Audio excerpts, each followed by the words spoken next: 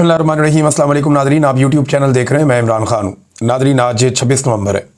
एक साल पहले 26 नवंबर 2024 को बदतरीन कत्लेआम हुआ था और ये इस्लामाबाद के डी चौक में हुआ था। हमारे बहुत सारे दोस्त जो मीडिया में काम करते हैं वो इसकी गवाही दे रहे हैं कि उन्होंने खुद कत्लेआम होते हुए देखा। वो ये बता रहे हैं कि उन्होंने जीते जाते लोगों को लाशों में तब्दील होते हुए देखा। जो ऐडी शाहिदीन है उनके पास भी सुनाने के लिए बहुत सारी कहानियाँ हैं। मीडिया को दबाया गया, तमाम आवाज़ों को कुचला गया और एक साल गुजरने के बावजूद इस वाक़े की FIR तक दर्ज नहीं हो सकी। पाकिस्तान तहरीक-ए-इंसाफ जिन लापता अफराद के बारे में बात करती थी, आज तक किसी एक के बारे में कोई हक़ाइक़ सामने नहीं आ सके। आज तक पता नहीं चला कि उस रात क्या हुआ था, किस तरीके से हुआ था। ना कोई कमीशन बना, ना कोई अदालत में इंसाफ हुआ, कुछ पता नहीं चला। बल्कि हमारे मीडिया के कुछ लोगों ने ऐसा झूठ बोलना शुरू किया कि उस रात गोली नहीं चली थी। मैं आपको एक वीडियो सुनवाता हूँ। सुनवाने का मतलब यह है कि उसके अंदर आपको बाकायदा गोली चलने की आवाज़ सुनाई देगी और ये एक मुख्तसर वीडियो है जो उस रात वहाँ पे ऐनी शाहिदीन ने बनाई। और ऐसी 2-3 वीडियो और भी हैं मेरे पास, लेकिन इन वीडियोज़ में आप नेचुरल साउंड सुन सकते हैं कि वहाँ किस तरह की अफरा तफरी थी और किस तरह गोली चल रही थी और किस तरह लाशें गिर रही थी और लोग कैसे भाग रहे थे। ये एक वीडियो आप सुनिए, आपको आइडिया हो जाएगा।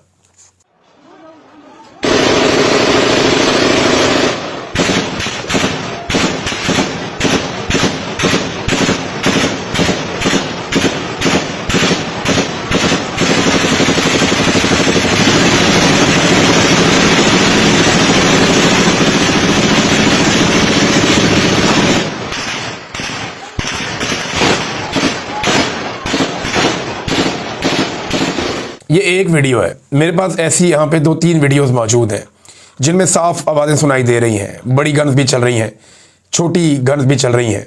और कैसा ब्लैकआउट था, कैसा खौफनाक दिन था वो, और कैसी रात थी वो जब गोलियां चलाई गई और बाद में एक क्लीनिंग ऑपरेशन किया गया जिसके बाद खून के धब्बे भी नहीं थे, कुछ भी नहीं था, लेकिन एक खौफ व हरास था जो इस्लामाबाद की फ़िज़ाओं में बड़े लंबे अरसे तक रहा।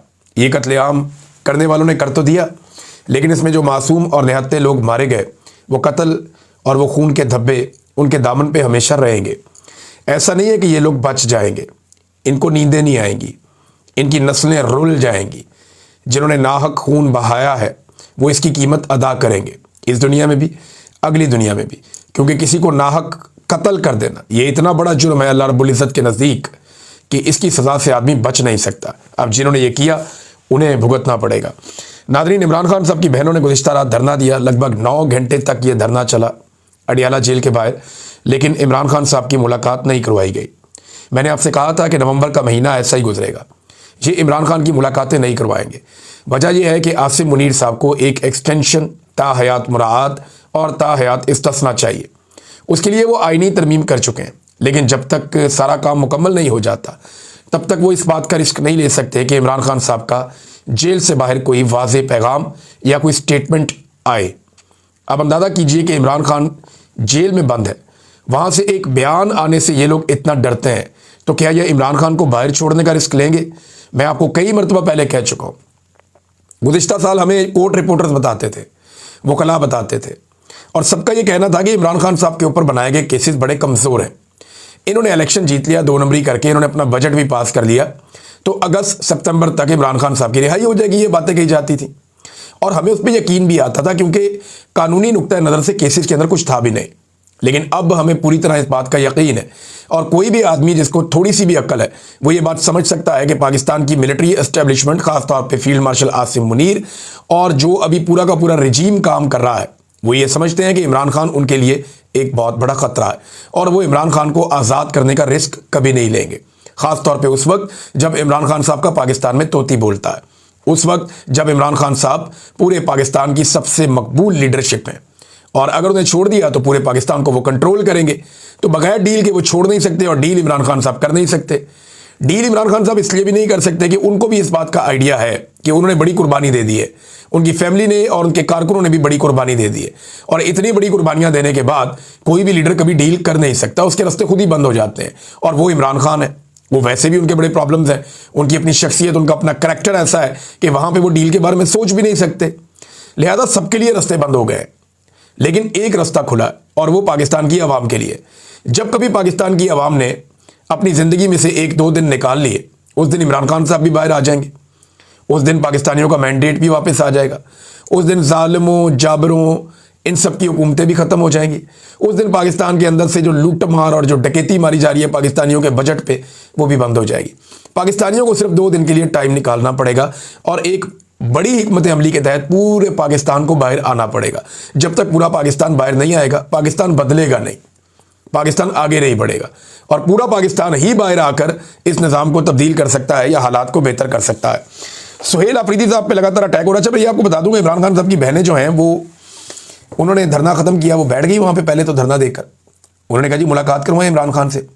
फिर उनके साथ बड़े मुज़ाकरात किए, पुलिस वगैरह भी आई, वहाँ झड़पें भी होती रही, लेकिन कारकुनों की तादाद इस मरतबा बहुत ज़्यादा थी। अल्लामा राजा नासिर अब्बास साहब, शाहिद खटक साहब, मीना खान अफरीदी और दीगर कुछ MPs MNAs ये रात गए तक वहाँ पे मौजूद रहे। शौकत बसरा भी उनके अंदर एक शामिल है और दीगर लोग भी। ख़वातीन की एक बड़ी तादाद इमरान खान की बहनों के साथ मौजूद थी। तो पिछले हफ्ते जो कुछ किया गया उसके बाद इस हफ्ते ये होना ये लाजम था और ये होना ही था, ऑब्वियस था, और वो हुआ भी। बहुत बड़ी तादाद में लोग आए, झड़पें भी हुई। तो अब पुलिस ने फिर उन्हें यकीन दहानियाँ करवाई कि जी आप लोग अभी चले जाएं, मेहरबानी करें, इमरान खान से मुलाकात करवाई जाएगी। लेकिन इमरान खान की बहन ने एक बात उठाई है, ये एक लाइव भी चल रहा था ट्रांसमिशन सोशल मीडिया पे, उसमें जबरान इलियास साहब थे, मैंने उसके अंदर देखा अलीमा खानम को देखा, मैंने उसके अंदर शहजाद अकबर साहब को भी देखा। तो वहाँ पे अलीमा खानम ने एक बात की कि हमें इस किस्म की बातें भी बताई जाती हैं और खदशात इस किस्म के होते हैं कि इमरान खान को अडियाला जेल से कहीं और तो शिफ्ट नहीं कर दिया, हम यहाँ पे आ जाते हैं। वो कहते हैं जी हमें तो ये भी बताया गया कि एक नई जगह भी तैयार की गई है, लेकिन हम इस बारे में कुछ जानते नहीं हैं। 3 हफ्ते से इमरान खान के बारे में कोई इतला नहीं है कि वो जेल के अंदर कैसे हैं, किस हालात में है और क्या वो कहाँ है। और हम परेशान हो जाते हैं जब इस किस्म की बातें हम तक पहुँचती हैं कि उनको शायद कहीं और शिफ्ट कर दिया गया है। ये अलीमा खानम ने बात की, एक खदशे का इजहार किया, और वो भी इस बुनियाद पर कि ये बात फैलाई जा रही थी। अब नाज़रीन, सुहेल अफरीदी साहब के ऊपर लगातार अटैक्स हो रहे हैं। ख़ास तौर पे जो लेटेस्ट उनके ऊपर हमला किया गया, वो हमला DG ISPR की जो प्रेस ब्रीफिंग थी उसके बाद किया गया। यानी इन्होंने अहमद चौधरी साहब ने एक ब्रीफिंग दी मीडिया को, उसके बाद जो बातें उठाई गई वो उठाई गई जनाब के सारा कुछ ही वज़ीर आला के खाते में। यानी दहशतगर्दी का गढ़ जो है वो सुहेल अफरीदी का इलाका है, वहाँ से दहशतगर्द आते हैं ये कहा जाता है। फिर ये कहा जाता है जी मनशियात भी इनकी, स्मगलिंग भी इनकी, दहशतगर्दी से भी इनका लिंक। तो इस किस्म की चीज़ें करके सुहेल अफरीदी को बार बार दीवार के साथ लगाया जाता है। सुहेल अफरीदी ने एक वीडियो पैगाम जारी किया है और ये जो वीडियो पैगाम है ये बहुत इंपॉर्टेंट है, क्योंकि इसमें 2 चीज़ें जब मैंने पढ़ी और मैंने सुनी उनके अपने मुंह से तो मुझे समझ आ गया कि अब ये उसी तरफ जा रहे हैं जो बात मैंने आपसे चंद माह पहले कही थी।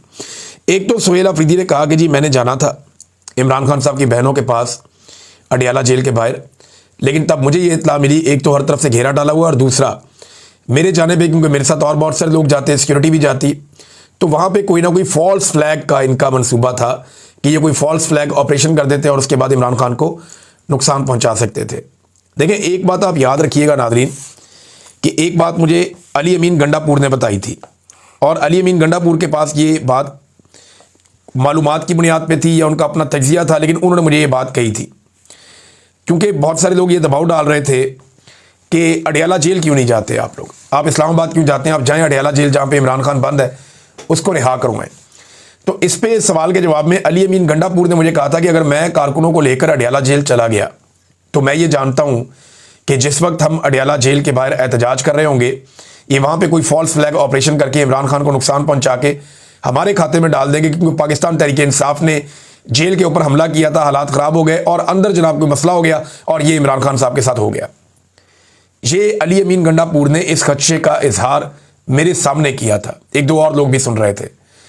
तो ये फॉल्स फ्लैग कर सकते हैं, ये बात ठीक है, क्योंकि PMLN के कुछ अकाउंट्स ने जब अडियाला जेल के बाहर पाकिस्तान तहरीक इंसाफ के लोग बैठे हुए थे तो इस किस्म की अफवाहें फैलाई कि PTI कारकुनों ने अडियाला जेल के ऊपर चढ़ाई कर दी और हमला कर दिया।